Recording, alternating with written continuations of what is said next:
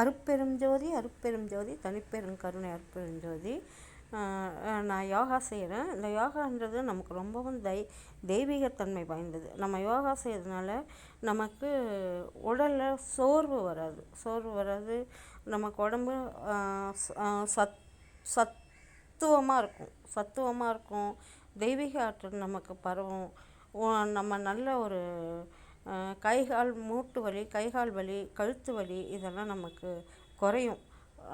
அதிகமாக இருந்தால் கூட நம்ம வயசானா கூட வயசாகிடுச்சு நம்ம நினச்சி கஷ்டப்படக்கூடாது.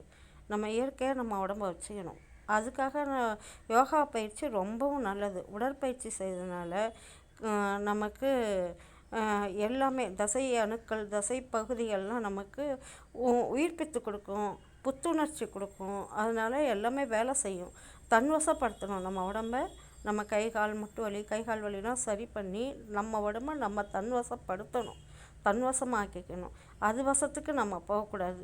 ஏன்னா அப்புறம் செயலிழக்கும், முடக்கமாகிடும் நம்ம உடம்பு. அதால் நமக்கு 1000 பிரச்சனைகள் வரும். அதனால் நாம் சரியாக நம்ம உடம்ப வச்சுக்கணும். அது உடற்பயிற்சியை தவிர வேறு எதுவுமே சிறந்தது இல்லை. உடற்பயிற்சி செய்கிறதுனாலையும் உணவு பழக்க வழக்கத்தினாலையும் உடம்பை நல்லா ஆரோக்கியமாக வச்சுக்கலாம்.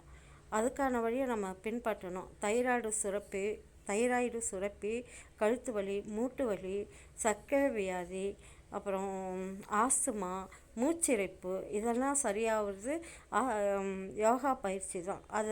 இதெல்லாம் நம்ம செய்கிறதுனால யோகா பயிற்சியால் நமக்கு எல்லா வியாதியும் குணப்படுத்தக்கூடிய வலிமை ஏற்படும். மாத்திரை மருந்துகளை நம்ம குறைச்சிக்கிறது நல்லது.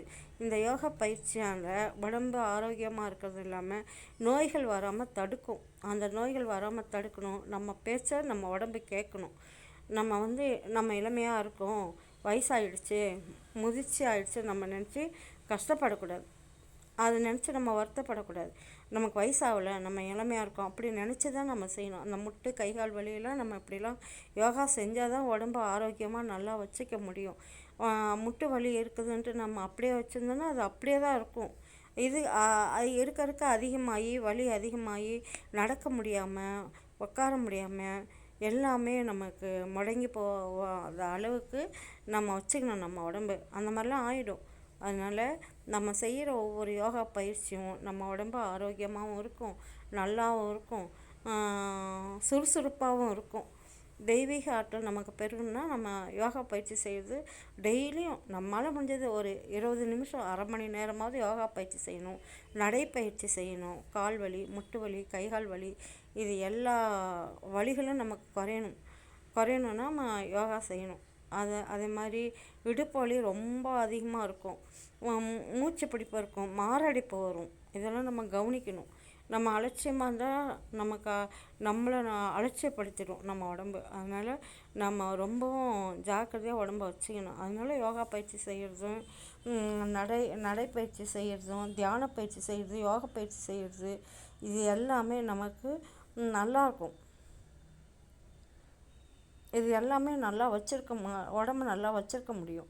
அதனால் நாம் விடாமுயற்சியில் இருந்து நம்ம இந்த யோகா பயிற்சியெல்லாம் செய்யலாம். முட்டு வலிக்குதுன்னு நம்ம அப்படியே விட்டுவிடக்கூடாது. அதுக்காக என்ன செய்யலாம், முதல்ல கடுக்கா பவுடர் எடுத்துக்கணும். கடுக்கா பவுட்ரு, கரிசலாங்கண்ணி, தூதுவளை, முசுமுசுக்கை இதெல்லாம் எடுத்து வெல்லம் போட்டு நம்ம கஷாயமாக வச்சு நம்ம குடிக்கிறதுனால எங்கே வலி இருக்கோ அந்த வலியெல்லாம் குறையும். கடுக்கா ரொம்பவும் நல்லது. நம்ம டெய்லியும் ஒரு நாளைக்கு டெய்லியும் நம்ம ஒரு ஸ்பூனாவது போட்டு எல்லாமே போட்டு இந்த சித்தரத்தை இதெல்லாம் போட்டு ஒரு கஷாயமாக வச்சு நம்ம குடிக்கிறதுனால அதான் சொல்கிறேன். கடுக்கா சாப்பிட்டா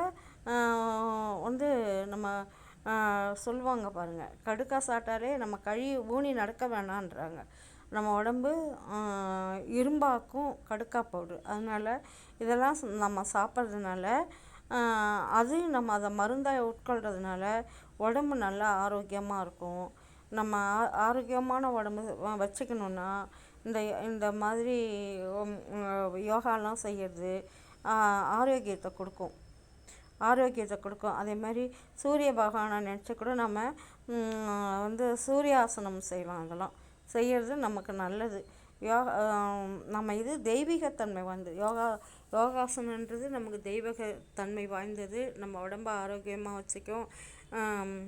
வலி நோயெல்லாம் சரிப்படுத்தி சுறுசுறுப்பாக உணர்ச்சி பூர்வமாக சுறுசுறுப்பாக இருக்கிறதுனால பலப்படுத்தும் நம்ம உடம்பை. நம்ம மனசு, நம்ம எண்ணங்கள், நம்ம செயல், சிந்தனை எல்லாமே பலப்படுத்தும். சுத்த உஷ்ணத்தை நம்ம ஏற்படுத்திக்கணும். அதுக்கு தகுந்த மாதிரி கீரைகள் நம்ம எடுத்துக்கலாம். முருங்கைக்கீரை, கரிசலாங்கண்ணி கீரை, தூதுவளை, பொன்னாங்கண்ணி கீரை, இந்த மாதிரி அரைக்கீரை, பசலைக்கீரை இதெல்லாம் உணவுக்கு நம்ம எடுத்துக்கணும். அதெல்லாம் நல்ல ஒரு சத்துவ குணமாக இருக்கும். சத்துவ குணங்களை கொடுத்து நமக்கு நல்ல உடம்ப நல்ல ஆற்றல் பெருக்கும். அதனால் இதெல்லாம் நம்ம எடுத்துக்கிறது ரொம்பவும் நல்லது. மேலும் நம்ம இதை நம்ம விடாமுயற்சியில் ஒவ்வொரு நாளும் நம்ம இந்த மாதிரி யோகா பயிற்சி செய்கிறதுனால நல்ல வளைவு கொடுக்கும், வேகம் கொடுக்கும், சுறுசுறுப்பை கொடுக்கும். நம்ம நல்லா உடம்பையும் நல்லா வச்சுக்கலாம். அதனால் நம்ம இது நம்ம அசிங்கப்படுறதுனாலையோ இது பண்ணுறதுனாலையோ நமக்கு அது ஒரு பெரிய விஷயமே கிடையாது. இதெல்லாம் நம்ம செய்யறதுனால உடம்பு நல்லாயிருக்கும். நம்ம அதுக்காக நம்ம இதை இப்படிலாம் செஞ்சால் தான் உடம்பு நல்லாயிருக்கும். யோகான்றது சாதாரண விஷயம் இல்லை. அவ்வளோ ஒரு ஆற்றல் மிக்கது, தெய்வீக ஆற்றல் நிறைஞ்சிருக்கும். இதெல்லாம் செய்யறதுனால பசி எடுக்கும், நல்லா பசி எடுக்கும், தொப்பை குறையும். அதெல்லாம் நம்ம கவனிக்கணும்.